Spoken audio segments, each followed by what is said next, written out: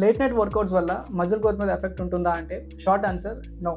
ఎందుకంటే muscle గ్రోత్ని decide చేసేది మనం వర్కౌట్ చేసే టైం కాదు, అది progressive overload, enough protein, total recovery and quality of sleep మీద బేస్ అయ్యే విషయం.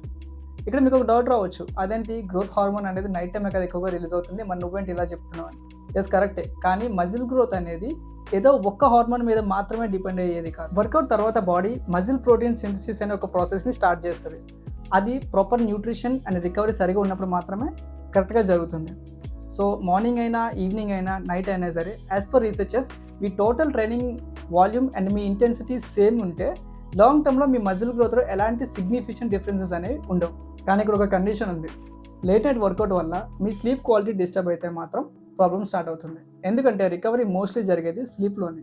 So daily 7 to 8 hours of quality sleep లేకపోతే muscle growth, recovery and performance అన్నీ ఎఫెక్ట్ అవుతాయి. సో లేట్ నైట్ వర్కౌట్ చేయడం ప్రాబ్లం కాదు, లేట్ నైట్ వర్కౌట్ వల్ల మనం మన స్లీప్ని సాక్రిఫైస్ చేయడం అనేది ప్రాబ్లం. సో మీ స్లీప్ క్వాలిటీ బాగుండి, ప్రాపర్ న్యూట్రిషన్ ఉండి, ట్రైనింగ్ కన్సిస్టెంట్గా ఉంటే లేట్ నైట్ వర్కౌట్స్ కూడా మజిల్ గ్రోత్కి equally effective. I hope it's clear. ఇలాంటి ఫిట్నెస్ ఇన్ఫర్మేషన్ కోసం కన్సిడర్ ఫాలో తేజ.